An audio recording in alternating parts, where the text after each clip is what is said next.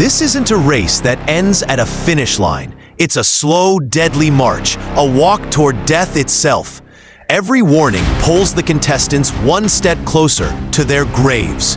If anyone receives 3 warnings, a gunshot follows, echoing across the road. And the last man still standing, still moving, wins it all. Money, fame, and one ultimate wish. Welcome to the summary of The Long Walk, a psychological thriller where survival itself is the hardest victory. This 2025 film is inspired by a famous Stephen King novel, and trust me, winning here doesn't mean living happily ever after. The story opens with Ray, a man who receives an official letter. You've been selected for The Long Walk, a deadly national competition broadcast live across the country. The prize isn't just money or recognition, but a single wish, granted only to the last living soul. Ray prepares to leave home with his mother watching in fear. The world around them is broken. A war has turned cities into ruins. The streets are empty, and people survive like shadows of what humanity once was. For many, the long walk is the only escape from poverty. But every year, only 50 young men are chosen. Tears fill his mother's eyes. Son, don't go. No one ever comes back. But Ray simply says, I have to, Mom. When they hug goodbye, she holds him tighter, as if letting go were a sin. Ray promises, I'll return. And then he leaves. On the way, Ray meets another participant, Peter McCrees. They quickly form a bond, later joined by Hank Baker, Stebbins, and the youngest walker, Curly. Then comes the mastermind, the Major, a man with a smile on his lips and cold discipline in his eyes. He calls out each name one by one. Each contestant steps forward, takes their numbered tag, and silently steps back into line. When all 50 are ready, the Major addresses them. Our nation is still recovering from war. The cities are broken. The people are weary. But the long walk reminds us to live is a duty. He says poverty isn't the real sickness. Laziness and surrender are. This event exists, he declares, to teach endurance and discipline. Then he lays down the rules. Each walker must keep a pace of at least 3 miles per hour. One slowdown earns a warning. A second mistake, another. The third, silence, followed by a bullet. No finish line, no rest stops. Just the road until death. With that, the Major fires into the air and the long walk begins. 50 boys start marching forward, followed by armored trucks carrying soldiers. Ray scans the barren landscape, silent, lifeless, almost peaceful. Death itself. A walker named Barkovich sneers. The crowd comes later. For now, it's just us and death, live on air. Cameras are everywhere, broadcasting every step to millions watching from home. By the time they reach 7 miles, the walkers begin talking about the grand prize. Baker admits he's only in it for the money, but Ray disagrees. Money's not the only thing worth fighting for. Soon, another contestant, Harkness, appears, carrying a small notebook. He's documenting everything. Names, numbers, details. He plans to write a book about the long walk. If I survive, he says, I'll be rich and famous. Peter replies coldly, if you win, you won't need a book to be remembered. Moments later, the youngest walker, Curly, begins limping in pain. His legs give out, and Ray grabs his hand to keep him moving while Peter urges him on. But the pain overwhelms him. Curly collapses. After his third warning, a soldier steps forward and shoots him on the spot. Ray is horrified. He slows down, and immediately a warning echoes for him too. Peter grabs his arm and pulls him forward just in time. The Major's voice comes over the loudspeakers.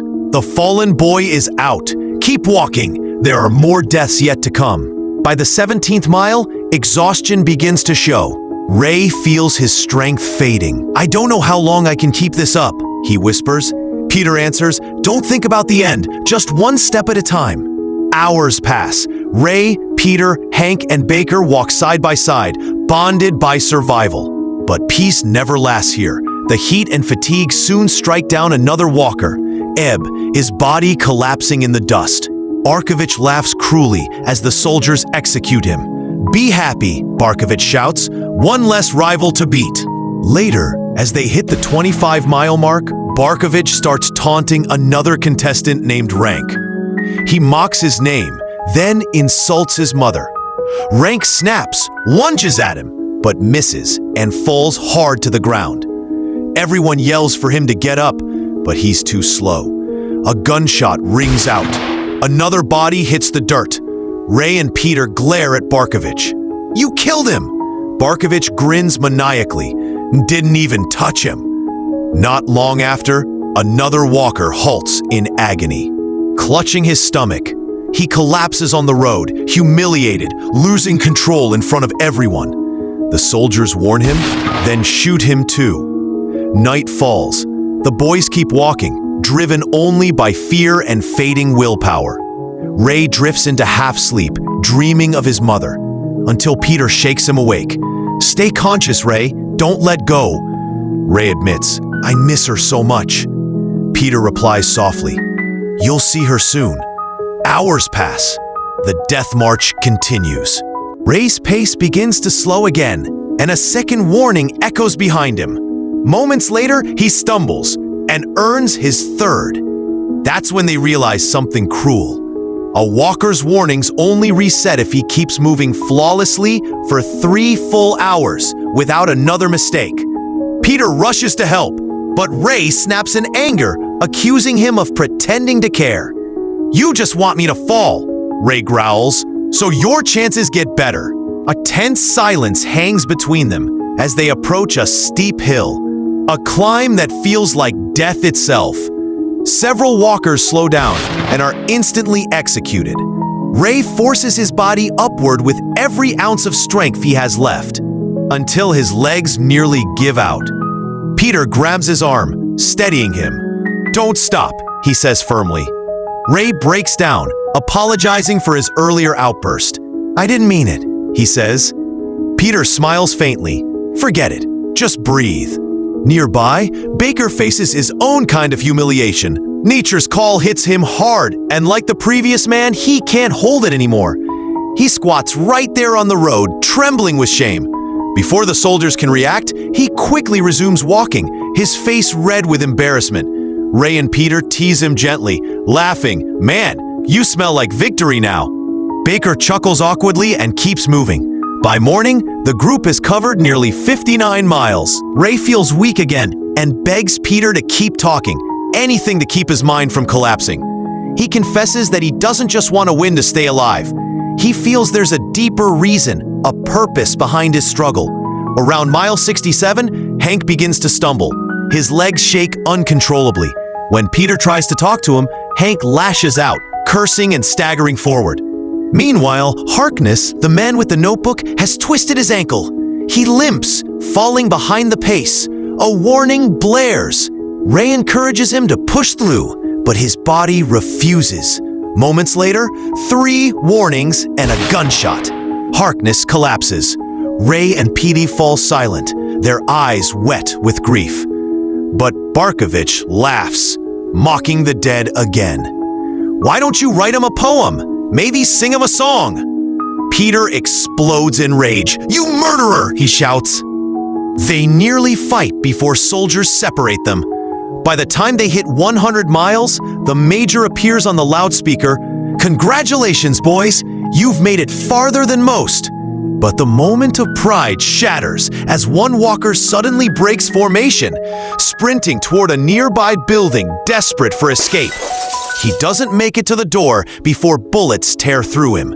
At mile 103, the survivors talk about what they'd wish for if they win. Baker dreams of a rocket. "I'll fly to the moon," he jokes. Hank laughs. "I just want 10 naked women." Peter smirks. "I'll wish for 2 winners instead of 1. When it's Ray's turn, his voice turns cold. "I'd change the whole system." The others scoff. "You can't fix the country with 1 wish." Anger spreads among them. They begin shouting curses at the major, at the soldiers, at the long walk itself. That night, heavy rain pours down. They're drenched and freezing. Ray's eyes start to close mid-step, so Peter lets him rest against his shoulder, walking together through the storm. By dawn of the third day, they've reached 144 miles. Their bodies are wrecked, their minds nearly gone. In a rare, quiet moment, Ray opens up about his past. He tells Peter his father used to teach forbidden subjects, philosophy, art, and music, things the government had outlawed. The state called such teachings treason. One day, the major himself came to their home. He told Ray's father to prove his loyalty by renouncing everything he believed in. His father refused. Right there, in front of Ray's eyes, they executed him. Ray's voice hardens. I joined the long walk for one reason: to kill the man who murdered my father. If I win, my prize will be a carbine rifle, he says coldly, and I'll use it on the major himself. By the time they cross 170 miles, the competition turns even more brutal. One walker, completely broken, stumbles toward the soldiers, begging for help. Without hesitation, they shoot him down, then crush his body beneath a tank's treads. Later, another contestant loses his sanity. He rips off his clothes and starts walking in the wrong direction. Without hesitation, the soldiers open fire. He drops dead before anyone can scream. By that night, the group has covered 200 miles. Stubbins approaches Ray, his face pale. Hank's about to fall, he whispers. Ray rushes over to help, but Hank turns around quietly and starts walking toward the soldiers. They execute him on the spot. The entire group freezes in shock. Baker breaks down, running out of formation to reach his fallen friend. The soldiers shout warnings, their rifles raised. Before the bullets fly, Ray grabs Baker and yanks him back, screaming, "He's gone. There's nothing we can do." As the next morning dawns, they've crossed 209 miles. Only 6 remain: Ray, Peter, Barkovich, Stubbins, Baker, and Parker. They realize Hank was the only one who had a wife waiting for him at home. Together, they make a silent promise. Whoever wins will give part of the prize money to her. But no one asks Barkovich to join in. That silent exclusion cuts deep. Haunted by loneliness, Barkovich walks up to Ray later that night. Tears in his eyes, he admits, "I can't stop thinking about Hank. I'm sorry for everything." Ray hesitates, then nods. "You're back with us." But it doesn't last. Hours later, Barkovich begins muttering to himself, laughing and crying all at once. Then, in a horrifying moment, he sprints forward, pulls out a knife, and drives it into his own throat. The soldiers fire instantly, ending his pain. The rest keep walking, hollowed and silent. That night, drenched in exhaustion and grief, by the 5th day, they've walked 278 miles. Their path now cuts through Ray's hometown, the place where his mother still lives. Parker says softly, "You're lucky, Ray. You'll get to see her again." Peter shakes his head. "No, that's a curse. It'll only make this harder." At 286 miles, they finally reach the town. Ray's shoes are torn apart. Baker advises, "Take them both off. Imbalance will only kill your feet faster." A few minutes later, Ray spots her, his mother. In the cheering crowd, he waves from the distance, tears streaming down his face. But emotions overwhelm him. He breaks into a run, reaching out as if for a hug. Warnings blare. His mother screams, "Go back! They'll shoot you!" Just as the soldiers aim their rifles, Peter grabs Ray's arm and yanks him back into formation, saving his life by inches. After leaving the town, Peter finally opens up. He tells Ray that his parents died in the war when he was too young to remember. His uncle took him in and beat him every day until he died when Peter was just 10. Alone on the streets, Peter survived by joining a gang of orphan kids, stealing, fighting, doing whatever it took. In one fight, a boy stabbed him in the neck, leaving the scar he still carries. He woke up in a hospital, blaming himself. That day he made a promise. No matter how dark life gets, he'll always keep searching for the light. If I win, Peter says softly, I'll use the prize money to help kids like me, kids who have no one. Ray is deeply moved. By 306 miles, Stubbins warns everyone, no more helping. From now on, everyone's on their own. It hurts, but they all agree. Soon after, Baker's nose starts bleeding badly. No one moves. The rule forbids it. Then Parker snaps. He suddenly lunges at a soldier, grabs his rifle, fires once, killing him, and is instantly gunned down himself. By evening, Baker collapses. Ignoring the rule, Peter and Ray rush to help him, but Baker knows his time is up.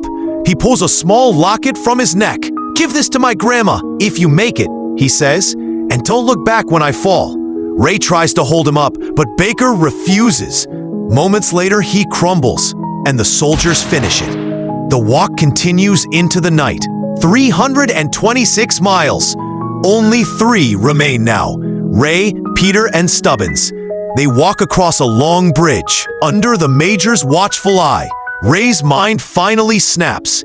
He screams at the Major, cursing, spitting, calling him every name he knows. The old man just smiles. That fire in you, he says, that's what makes you a winner. Then Stubbins reveals a chilling secret. He's the Major's illegitimate son. I thought, if I join this walk, maybe he'd finally see me, he says, his body trembling. But I'm done now. He turns to Ray and Peter.